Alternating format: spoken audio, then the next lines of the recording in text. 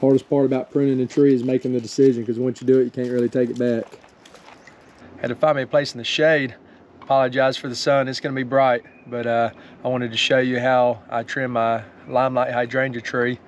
And it's April 1st today, 2022, and you can really trim these things anytime you want going into the fall after they've gone dormant all the way up to the spring. I figured I'd show you a little bit of the landscape too while I was walking around there to the hydrangea trees, show you all the things that are in bloom, and just give you an idea of some of the landscaping we have around here. Starting off at the corner here, this is a chocolate chip ajuga. It's also called bugleweed. It's about as big as it's going to get here. If you wanted it to grow together in a full mat, you'd have to plant some more closer to it. And this is a drift rose. It's either red or pink, I can't quite remember. We've got a few of those around.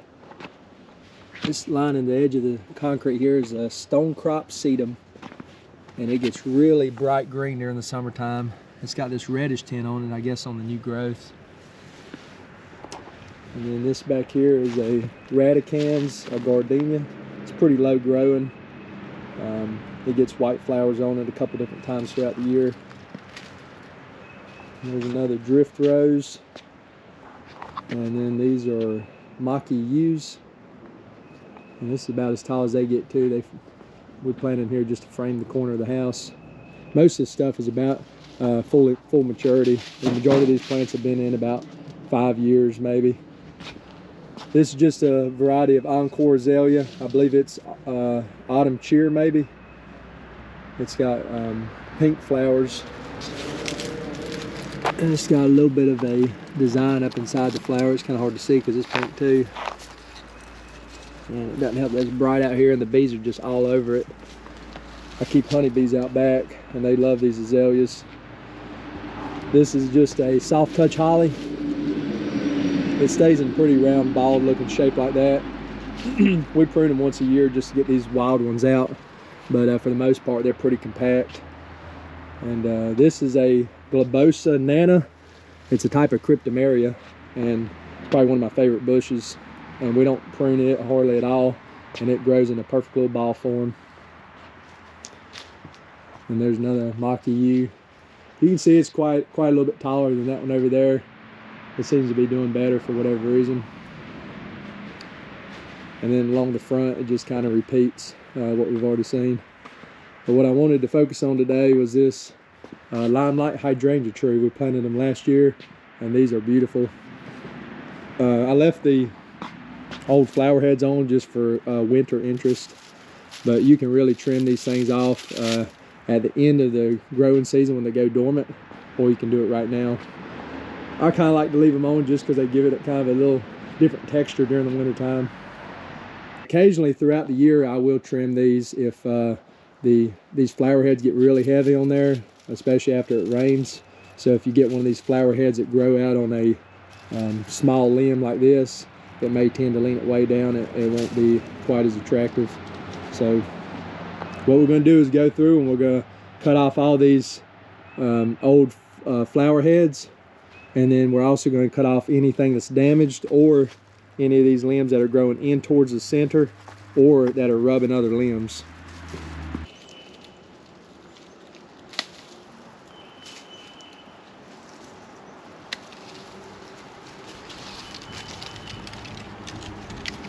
What I like to do is go about right there and try to cut it at a little bit of an angle. Hopefully that's focusing where you can see it.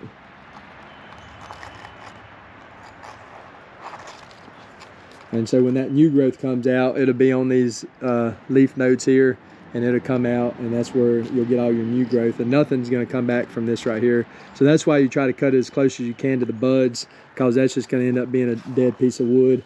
And you can see that example right here where it was pruned last year. So all I'm doing to start off with is getting all the old flower heads off, and then after I get done with that, what I'll do is go back and I'll trim it to the shape that I want it.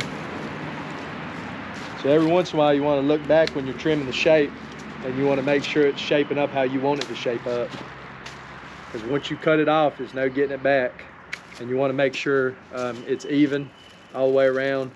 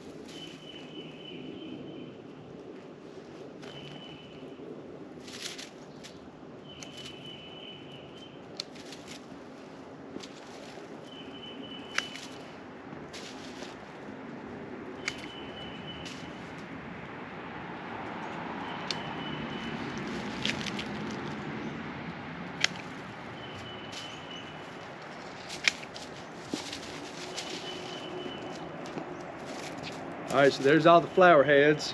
So what I'm gonna do now is come in and cut these limbs that are rubbing.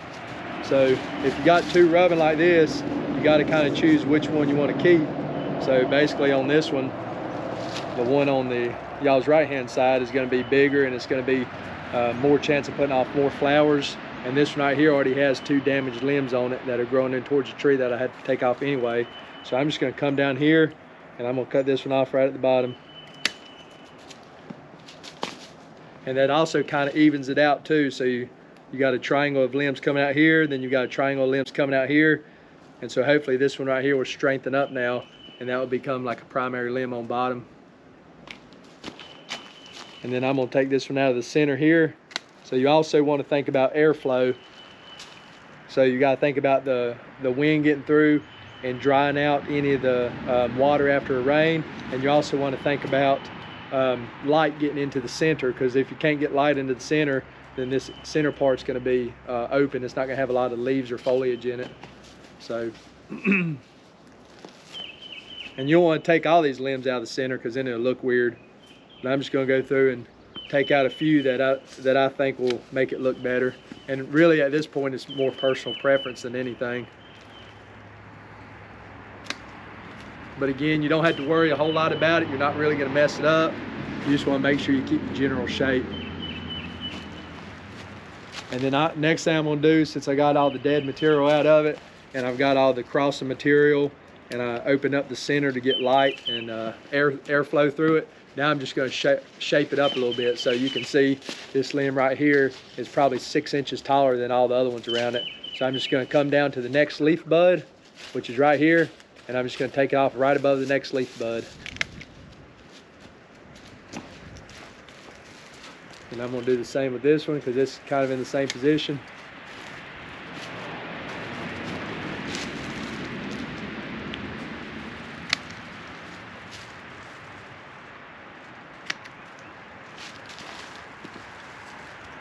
And since this limb right here, this limb is growing straight towards, it's going to grow right over top of this one, I'm going to take it out too, just because I don't like the looks of it.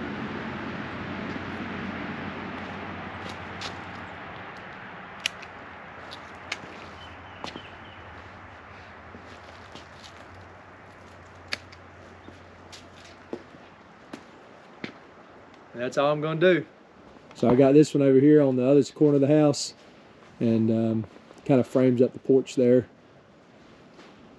And this one's actually looks like it's in a little bit better shape. I don't see any really limbs or anything on the center that's going to have to come out due to airflow or damage or anything like that. So this is mainly just going to be shaping it up and cutting the flower heads off the top.